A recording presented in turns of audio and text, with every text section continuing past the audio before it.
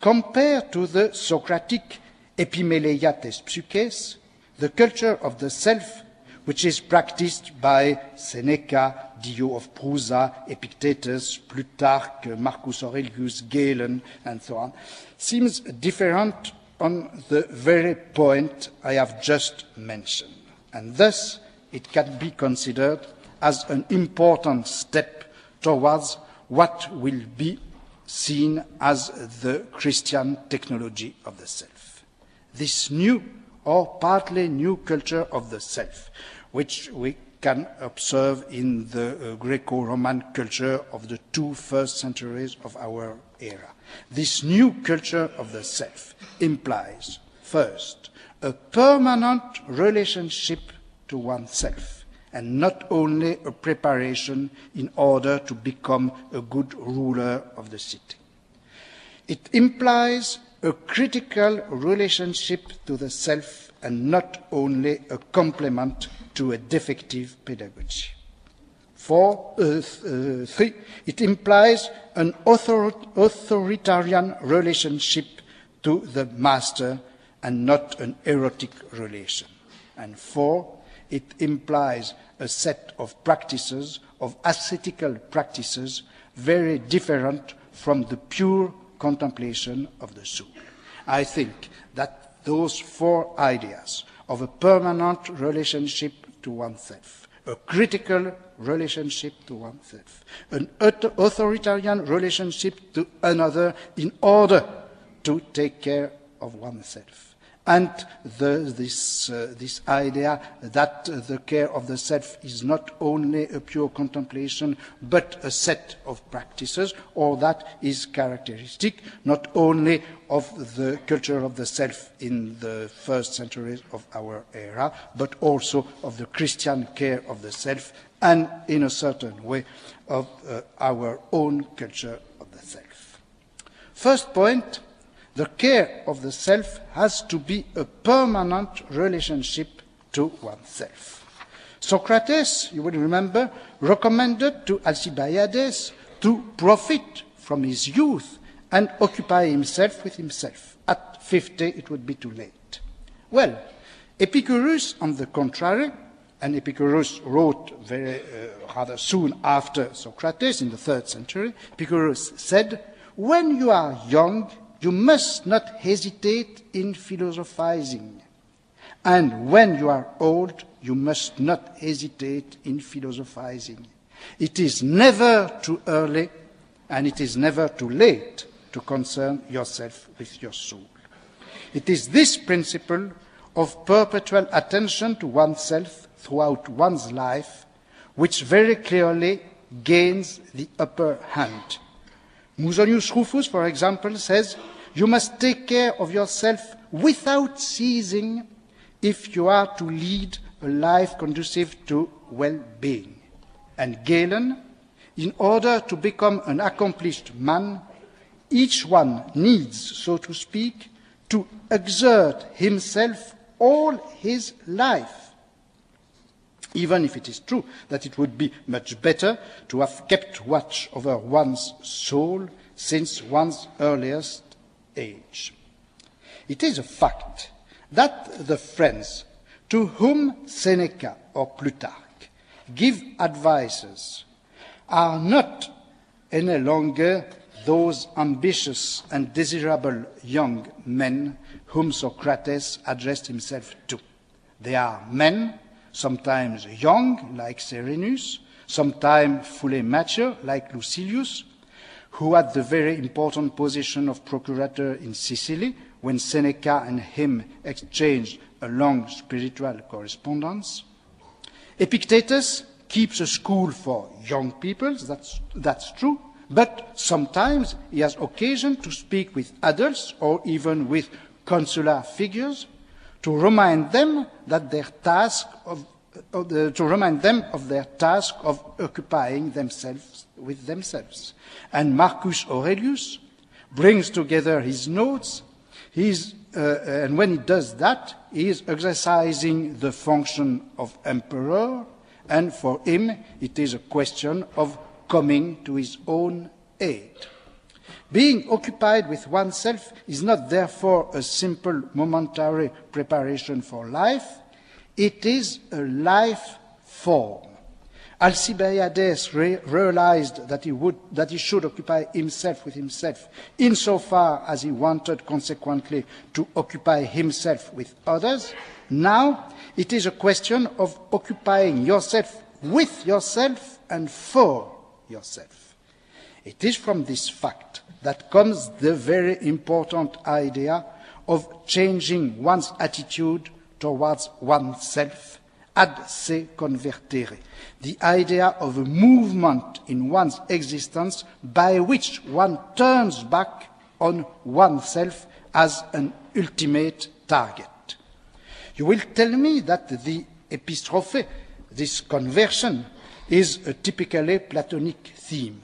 But, as we have seen with the Alcibiades, the movement by which the soul turns towards itself is also a movement by which its gaze is attracted towards light, towards reality, towards the divine element, towards the essence and the super-celestial world where the essences are visible. The turning back to which one is invited by Seneca, Plutarch, or Epictetus. This turning back is quite different. It is a kind of turning round on the spot.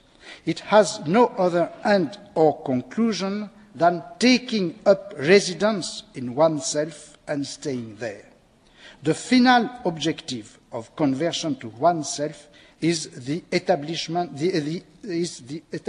of a certain numbers of relations with oneself. Sometimes these are conceived of according to a juridico-political model. The target is becoming a sovereign over oneself, exercising complete mastery over oneself, being fully independent, being completely one's own, fieri sum, as Seneca often says. They are also often represented according to the model of enjoyment of possessions, to enjoy oneself, take pleasure in oneself, find the satisfaction of one's desire in oneself. In this form of thought, in this form of culture of the self, the relation to oneself is orientated by a kind of internal finality. A second big difference is concerned with pedagogy. In the Alcibiades, the concern with oneself was necessary because of faults in pedagogy, complementing teaching and substituting itself for it, a question in case of offering a training. For the moment, when concern with oneself has become an adult practice, which one must undertake all along one's life, its pedagogical role tends to be effaced and other functions present themselves. Firstly, a critical function. The cultivation of the self should permit one not only to acquire new knowledge, but better than that, to get rid of all bad habits, all false opinion derived from the crowd, from the bad masters, and also from relatives and entourage. To unlearn, dédisquérer, is one of the important tasks of the development of oneself. But it has also the function of a struggle. The practice of oneself is conceived now as a permanent fight. It is not simply a question of training a man of valor for the future. One must give to the individual the arms and the courage which will permit him to fight all his life.